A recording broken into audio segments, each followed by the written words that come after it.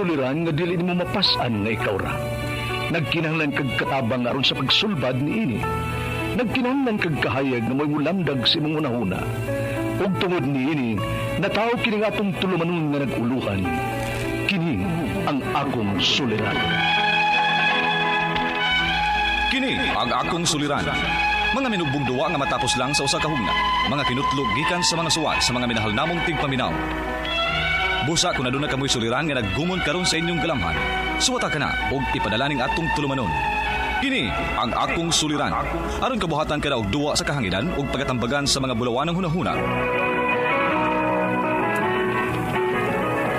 Kini ang akong suliran. Kini ang akong suliran. Sinumat ni Teresa Tirul Soria, ubos sa direksyon ni Ingrid Miss Iver Tudaso. Dalit kaninyo sa RMN Drama. Recorded by X Thunder Gaming.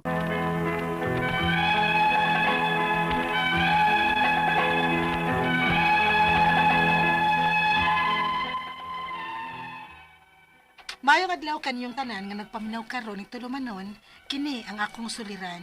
Ilabi na kaninyo Dr. ni Obra ug Attorney Elaine Bathan. Ingon man sa mga artista nga maghatag og kinabuhi ning akong suwat suliran. Ako si Mary, 35 anyos, byuda ug may usa ka anak. Nagpuyo sa Liloan, Cebu. Punto legal kining akong suliran. Kabahin kini sa nahitabo sa akong anak nga 6 years old. Ari sabdan, ingon ini ang mga panghitabo.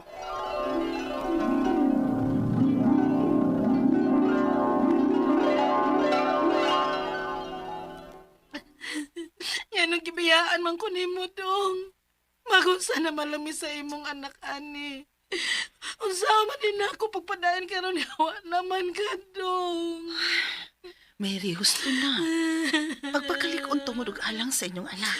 Ate Bebeth, wala ang akong bana. Ayaw ka bala ka, Mary.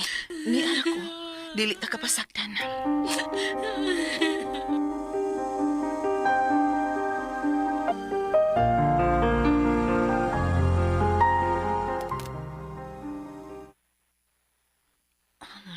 Mary, unsa man? Wa ba kay plano mo trabaho? Ang pag-eskwela sa imong anak ay nga si Daisy, apektado na.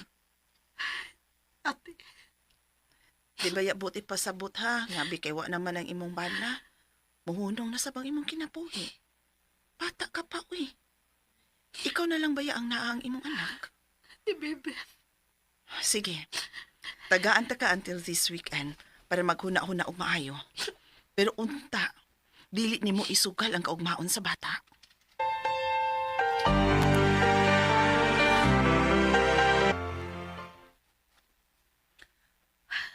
Gusto si Ate Bebeth.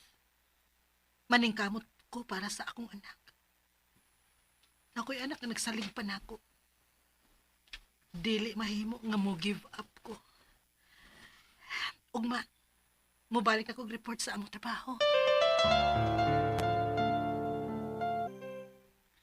Ayaw ka bala ka, uy. Kung matrabaho ka, pwede rabayan nimo ibilin si Daisy dinhi nako. Housewife rabaya ko. Malingaw sab na siya dinhi kay naaman ang iyang mga igagaw. Sila Nico ba, si Jana o si Princess? Sige ate, salamat kaayo tiha. Way sa pa yan, Mary.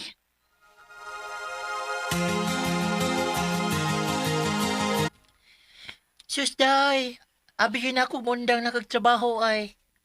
By the way, condolence di ay. Salamat day. Unya, kinsa may gibinan nimo sa imong anak ron? Ang ako magawa si Ate Bebeth. Dili naman kaayo, layo po na mubay sa ilang. So kada trabaho na ako, ihapit Oh. ran ako dito sa ilang. Si Daisy, O, mayo gani kay naa siya nga makabantay sa imong anak no? mabitaw. Salamat ra gihapon ko sa Ginoo kay wala gihapon ko niya pasagdi. Mao jud. Mao nga laban lang jud ha. Nya, pagsuway ra maginibang tanan ba? O nahibaw ko nga dili ki kapasagdan atong anhing banan nimo. Salamat.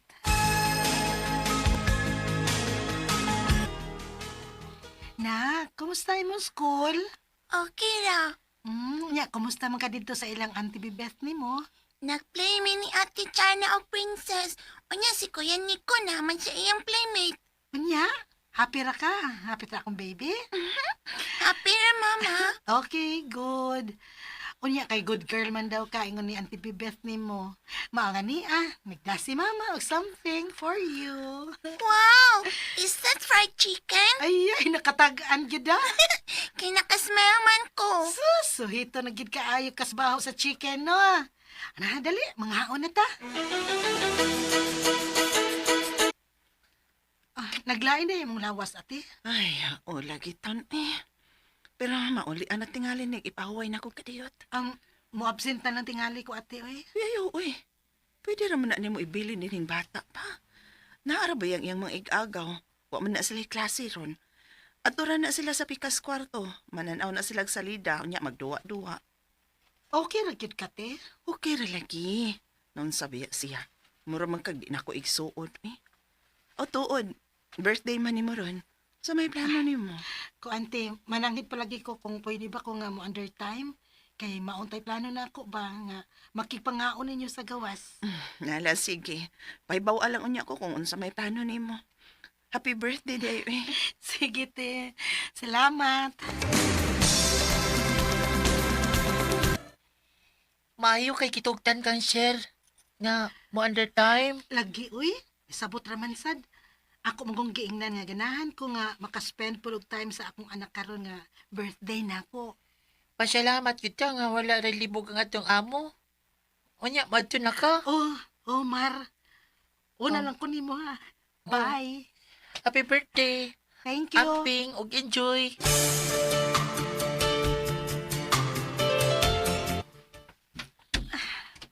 Daisy, anak! Nak! Uy, mingaw man. Ito, nakus kwarto sa mga bata, be. Nak! Daisy! Diyan na! Nakakita ka ni Daisy? I don't see her, tita. Hala, asa mo din yung bata, Natug raman ang usa din, niya ang usa kay nagtanaw og TV. Gusto.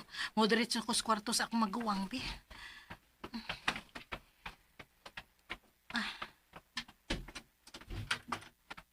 Uy, natuwag man di ay. Hinayan na akong sira ang putahan kaya tingarik makamata. Gusto. Akong tanahon sa kwarto ni Nico. Ang pag-umangko na ako nga lalaki. Mama. Oh, nakpin ka. Wait, Mama, ha? I will use the toilet sa... Ha? Magunsa man ka dito? Ingon man si Kuya Nico. I-wash ko na ako vagina. Oh, unsa?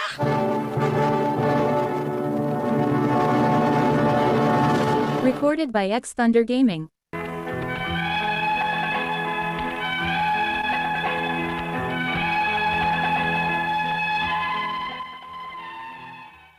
Nahibuong gyud ko nga nung gisultihan sa akong pag-umangkon nga laki nga maguwang og 5 ka tuig lang sa akong anak nga pahugasan ko no ang iyang vagina. Sa akong kahibong, niditso ko sa kwarto sa akong pag-umangkon, unya slightly open man to, mao nakakalili ako. Og didto ako nakitaan nga naghubo siya tanan. Grabe gyud ang akong pangurog ato, nga wa gyud ko makasabot.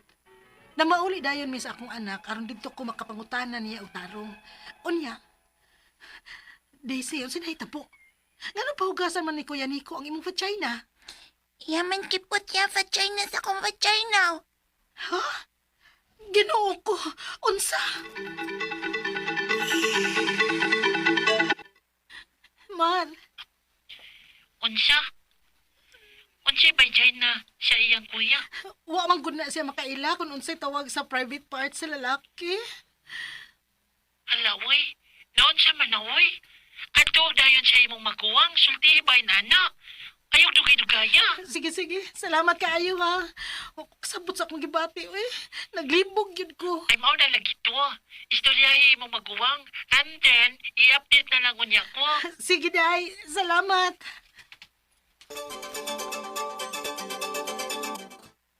Nico, is it true? Wa man may nagplay ana. Si DC ba ay? Kay nagplay sa pencil. Din, yang gisod siyang vagina. Dili, Unsa? dili na mahimo ni DC ni ko. Ang yang gisuti na ako, kamong duha sa imong playmate. Imo gani siyang giingnan nga ipawas ang iyang vagina. Nuwa manggod.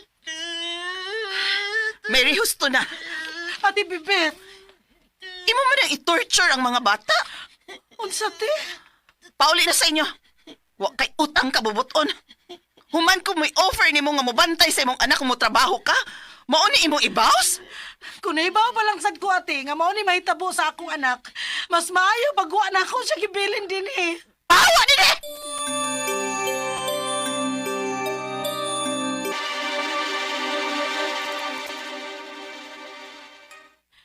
Nak, kapila na ba ni nahitabo, ha? 3 times, ma. Basta mato si Auntie Pipit. Kuya Nico will let me go inside his room, man. Nga naay ang playmate. Unsa?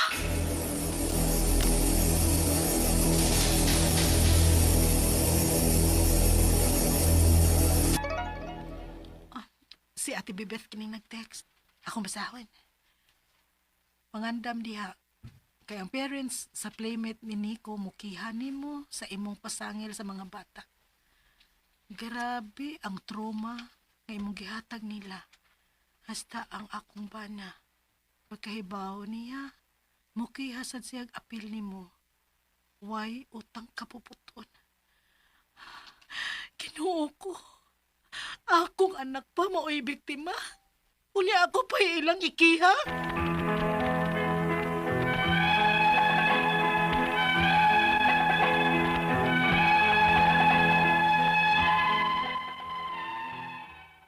Nabali naman hinuon. Imbis akong anak mo'y biktima, ako pa man ang ilang ikiha. Ang akong mga pangutana mo kining musunod, unang pangutana. Matod sa akong anak nga babae nga 6 years old, gihilabtan siya sa iyang 11 years old nga igagaw nga lalaki o sa playmate pod ani nga lalaki base sa iyang pagsulti nako.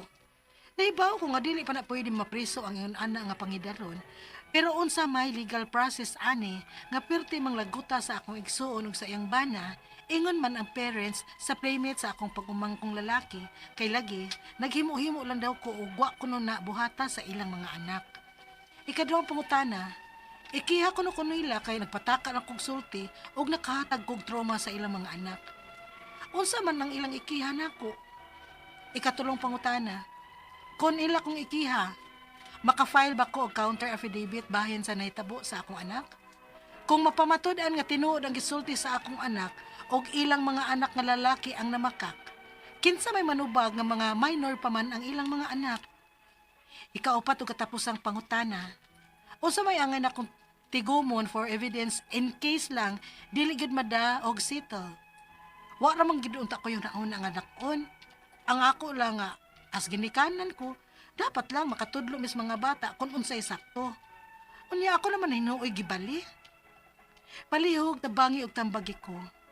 Kini ang akong suliran, Mary. Maayong adlaw mga suking tigpaminaw kini si Attorney Elaine Bathan og ako kauban si Dr. Rene Obra nga mo'y mutambag para sa punto medikal. Ako usa ka abogada mo'y mutubag sa inyong mga pangutana kabahin sa punto legal. Kami ang nagbuo kauban sa ato ang mga artista og sa production center sa ato ang programa kini ang akong suliran. Unya karon kay ako man Attorney Elaine man ang naa punto legal atong pagastoryahan karong adlaw. Pero ako sang giaw hagtanan nga kinsa tong gusto nga mopada sa ilahang suwat aron matambagan punto medical man or punto legal man or masking unsang punto hahala ipadana na matubag lagi na namo ipada ang inyong suwat sa suliran_612@yahoo.com or sa ato ang Facebook account nga kini ang Akong Suliran official writers page. Pwede sad atong ipadala sa 3rd floor Jose R. Martinez Building, Osmeña Boulevard, Cebu City. Ay lain gyud na hang paagi kung saan yung pagpadangin yung subat namo. Wa gyud tay excuse and huy ay ragud mo kaikog ay mo kauwaw nga naa mo'y problema guys. Wa gyud exempted sa problema aning atong kinabuhi. Kitang tanan na ay gisagubang kitang tanan na ay giatubang gipasan nga mga suliran. Depende gina nato unsaon nato na paghandle ang atong mga problema.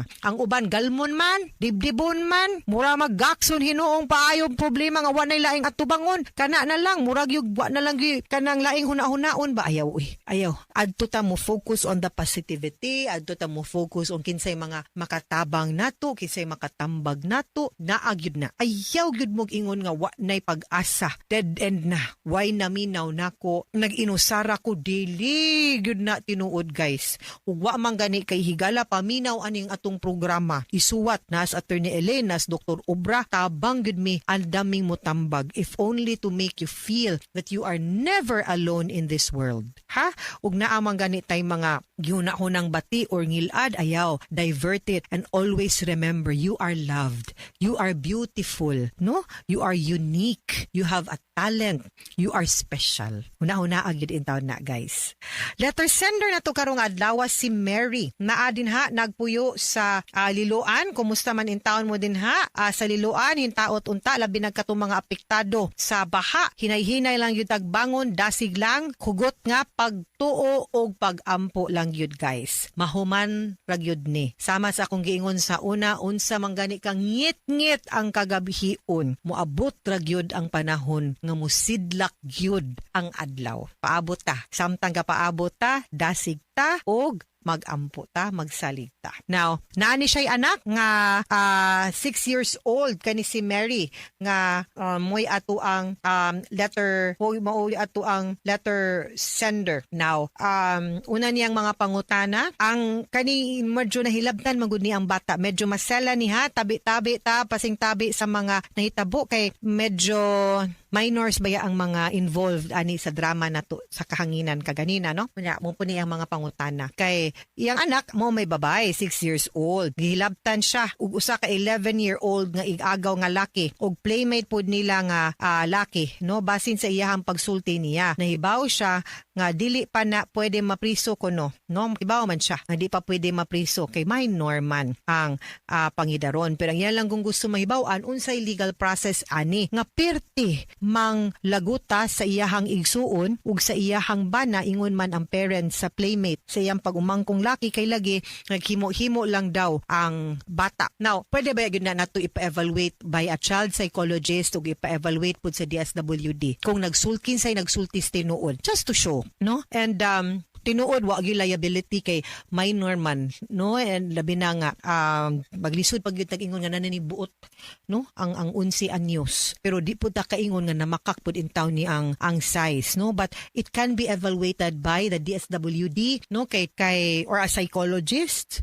or a psychiatrist kay ma-evaluate man na nila kung naabag yung trauma, no? Psychologically, mentally, or even physically on the part of the child. By the way, ako asang, and I think Dr. Obra will agree with me, nga kung tinuod yun nga, Mary, na inahitabo sa imuhang anak na 6 years old, kinahanglan dadun na nimo dito sa usa ka psychologist, child psychologist, para ma-debriefing. Kay wag yun ta kibaw ug unsay epekto ana niya sa iyahang mental health growing up later on. Daghan kitag instances baya guys nga naay history ba nga naabuso ang bata pagkagamay unya wa na address ba nahimong nymphomaniac ang bata pagkadako, nahimong kanang gusto lang magprostitute or napoy uban nga nahimong lesbian or hater og lalaki tungod sa experience niya, no? Or mausab ang behavior sad sa bata. So we need to address, di na nato pwedeng atinon ay okay raman kay gaduwa naman og balik, ayaw kay wa gyud ta kibaw. Karong mga panahona we take mental health, psychological problems and issues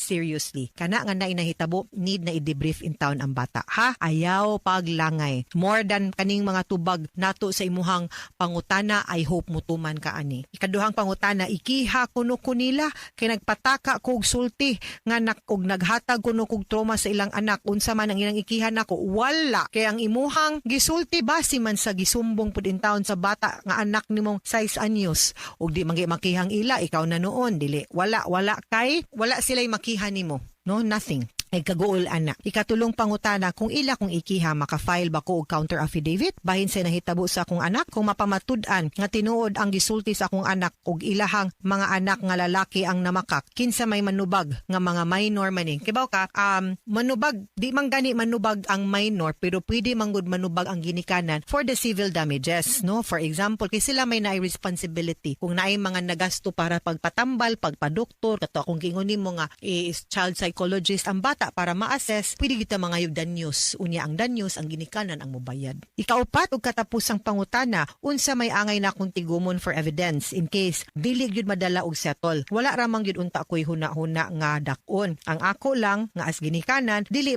dapat makatudlo kuno unta sila sa bata kung unsay sakto. And I agree. Sakto, dili nga ilahang konsentihon, no? Nga ikaw naman no gibali kay na hurt pud na sila kay. Syempre they're also protecting their child pero sayop ang ilang pamaagi pagprotektar sa ilahang bata.